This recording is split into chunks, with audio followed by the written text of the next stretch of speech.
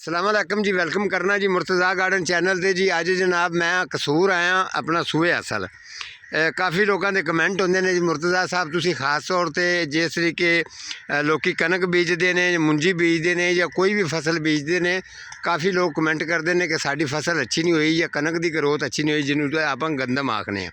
ठीक है, ये फैसल साहब ने सुपरवाइज़र ने इस काम दे ते काफ़ी ये रकबियां दे यानी कि ज़मीन नू अच्छा बनाने वास्ते, अच्छी फसल लैन वास्ते की चीज़ पानी चाहिए है, किस तरीके उसकी बुआई करनी चाहिए है, तो फैसल साहब ही दसणगे।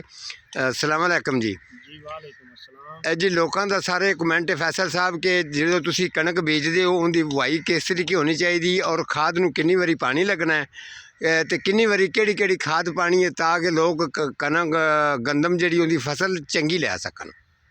जी मैं ये दसना चाहना कि लोग ज़मीन की तैयारी ते आके अपने खर्चे की बचत करते हैं। ठीक है जिस जी। तरह मुंजी तुसी कटाई करते हो उस तो बाद पूरा बराबर का वत्तर होवे, हाँ जी, हाँ जी, डिस्का मारो, ठीक हो गया डिस्का जी। मार के उन्होंने डबल सुहागा मारो, डिस्का मारनिया ने फिर डबल सुहागा। डबल सुहागा मारो, ठीक हो गया जी। डबल सुहागा मार के उस तो बाद उस तुसी अपना खाद भी पाओ, बी पाओ, खाद तुसी DAP अगर अफोर्ड कर सकते हो तो थल्ले अच्छा, पा लो।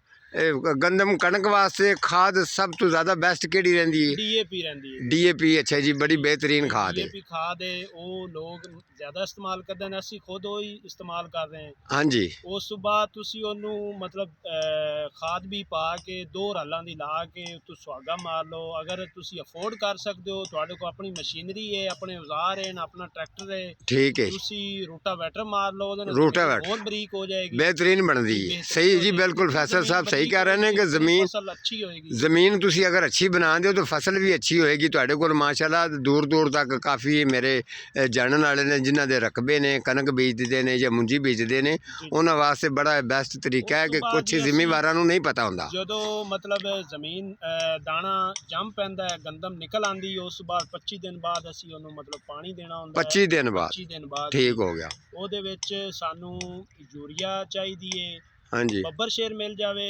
ਯੂਰੀਆ ਮਿਲ ਜਾਵੇ। ਉਸ ਤੋਂ ਬਾਅਦ ਨਾਲ ਤੁਸੀਂ ਉਹਦੇ ਮਤਲਬ ਪਾਊਡਰ ਕੋਈ ਵੀ ਇਸਤੇਮਾਲ, ਪੋਸ਼ ਅਸੀਂ ਪੋਸ਼ ਇਸਤੇਮਾਲ ਕਰਨੇ ਆ ਜੀ। जी। ਹਰ ਬੰਦੇ ਦਾ ਆਪਣਾ ਹਿਸਾਬ ਹੁੰਦਾ ਹੈ, ਲੇਕਿਨ ਅਸੀਂ ਪੋਸ਼ ਇਸਤੇਮਾਲ ਕਰਨੇ अच्छा, पोस इस्तेमाल। अच्छा ਜੀ। ਇਸ ਟਾਈਮ ਅਸੀਂ ਉਹਨਾਂ ਨੂੰ ਖਾਦ ਤੇ ਪੋਸ਼ ਪਾ ਰਹੇ ਹਾਂ ਜੀ। ਤੇ ਪਹਿਲਾ ਪਾਣੀ ਅਸੀਂ ਯੂਜ਼ ਕਰ ਲਿਆ ਹੈ, ਉਸ ਤੋਂ ਬਾਅਦ ਹੁਣ ਅਸੀਂ ਤੋਂ ਉਹਨੂੰ ਮਤਲਬ ਕਿ ਪਾਊਡਰ ਲਾ ਰਹੇ ਹਾਂ अच्छा, ਪੋਸ਼ ਦਾ पाउडर ला रहे हो जी। तो ਜੀ। अच्छा, ये एक किले दे विच दूसरा सवाल, एक किले च बी किन्ना को पैंदा है? ਜੀ 45 ਕਿਲੋ ਤੋਂ 50 ਕਿਲੋ ਪੈਂਦਾ ਹੈ ਜੀ। एक एक बीघे च एक किले? ਏਕੜ ਹੈ ਜੀ। अच्छा जी, एक एकड़ दे विच ਇੱਕ एक। ਏਕੜ ਚ 45 ਤੋਂ 50 ਕਿਲੋ ਬੀ ਪੈਂਦਾ ਹੈ ਜੀ। ਅਗਰ ठीक। ਤੁਸੀਂ ਬਰਾਬਰ ਲੈਵਲ ਤੇ ਮਤਲਬ ਜਿਸ ਟਾਈਮ ਕਟਾਈ ਕਰਦੇ ਹੋ ਉਸ ਟਾਈਮ ਅਗਰ ਮਤਲਬ ਟਾਈਮ ਦੇ ਮੁਤਾਬਕ हाँ जी, अगर ओवर टाइम हो जाता है तो 5-10 किलो बीज ज़्यादा पाया जाता है। ज़बरदस्त जी, बिल्कुल सही कह रहे हैं। कुछ लोग अपने नाड़ी जिम्मेवार जोड़े ने ना, वड्डे वड्डे लोग आप खुद घरों च रहिंदे ने, उन्होंने कोल कारीगर नहीं होंदा भी हुण खाद कितनी पानी है, कनक असीं बीजी है या सारियां चीज़ां। उन्हां वास्ते बड़ा बेहतर है कि अपने मुलाजमां नूं भी दस सकदे ने जिन्हां नूं जिम्मेवारी दा नहीं पता। फैसल साहब होरां दा कहण दा मकसद है सारियां गल्लां उन्होंने दसियां ने। अच्छा, इनू तकरीबन कनक की तैयारी तक, गंदम की तैयारी तक इनू कितनी कुछ वारी पानी लगता है? ਇਹਨੂੰ ਜੀ 3 ਪਾਣੀ ਲੱਗਦੇ ਨੇ ठीक है, ਟੋਟਲ। टोटल 3 ਜੀ पानियां च रड़ी हो ਹਾਂ जाती ਜੀ, 3 ਪਾਣੀ ਲੱਗਦੇ ਨੇ ਤੇ ਗੰਦਮ ਤਿਆਰ ਹੋ ਜਾਂਦੀ। तैयार हो जाती। अच्छा, जो तैयारी इहदी कणक की होंदी है, तुसीं फर्ज करो इहदा जो सिट्टा जिहड़ा बिल्कुल लाल हो जाए उदों कटाई करांदे हो या? बिल्कुल जी, जो सिट्टा लाल हो जाए उस तो पहले असी 15 तो 20 मतलब महीना 20 दिन पहले पानी रोक देने हैं जी। ठीक है जी। उस तो बाद मतलब सिट्टा जो लाल हो जाता है ठीक है जी, उदों असी हारवेस्ट ला लेने। वैरी गुड जी। फैसल साहब ने जी दसिया, मेरे एक दोस्त का काफ़ी रकबा है, तो उनका कमेंट सी कि यार कोई इस तरीके का भी मुर्तज़ा साहब अपना बंदा होना चाहिए कि जड़ा जिमीवारे के बारे सन दसिया करे।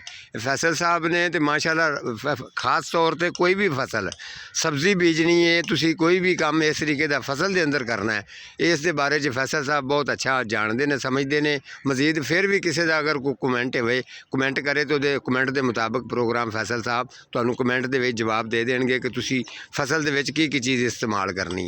आ छोटा बच्चा जिहड़ा तुहानू नज़र आ रहा कलवंजी खरोटा, ये भी नाल रहिंदा है। ते अपना तुहाडा जी नाम? रफीक है।